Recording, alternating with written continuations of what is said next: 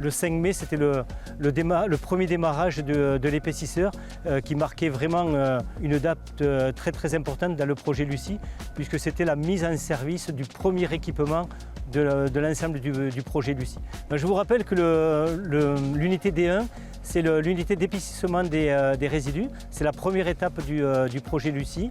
Et ensuite, une fois le résidu épaissi, il va être donc transporté vers l'unité de filtration dans laquelle on va préparer notre résidu sec donc sous forme de gâteau. Et c'est ce résidu sec qui va être stocké en verse et qui va constituer la verse à résidus pour lequel on va stocker tout le résidu de l'usine PRNC pour les 10, 15, 20 prochaines années. On a donc 2 épaississeurs de 38 mètres de diamètre chacun, une tour de criblage qui est constituée de 2 gros cribles de façon à tamiser la pulpe pour ne pas endommager les filtres dans le processus aval. Puis une série d'une vingtaine de pompes qui fait la manipulation de ce résidu, aussi bien pour recevoir le résidu que le renvoyer vers l'usine. Donc dire que tout s'est bien passé serait un grand mot. Il y a eu des difficultés, mais en fait c'était comme tout projet, rencontre des difficultés, mais qui ont été quand même relativement mineures et qui ont été gérées relativement bien, de façon à garder les délais de construction et d'arriver dans le timing de mise en production tel que escompté, donc pour un démarrage avant en début mai, donc soit le 5 mai.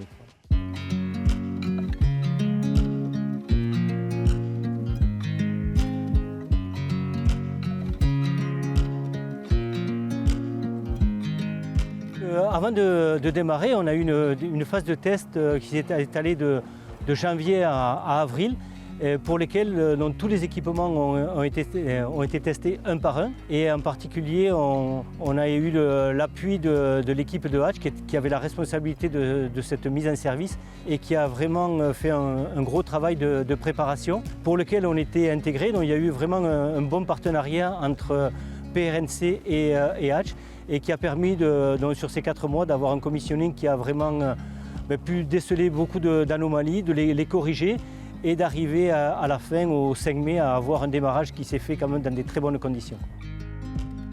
Maintenant, nous allons passer à l'étape suivante qui va être donc la partie commissioning, mise en service des filtres. Il faut savoir qu'on a 9 filtres. La méthode va être exactement la même qu'on a utilisée pour D1 puisqu'elle a bien marché. Et on va faire le commissioning des filtres. Donc, le premier est prévu d'avoir une mise en production pour fin juillet, début août. Et ensuite, les 9 autres filtres vont s'enchaîner au fil des autres mois pour avoir un commissioning complet pour fin octobre. Et ensuite, on pourra passer à l'étape ultime, c'est-à-dire la mise en production complète, épaississeur plus filtre, en opération 7 jours sur 7, nuit et jour.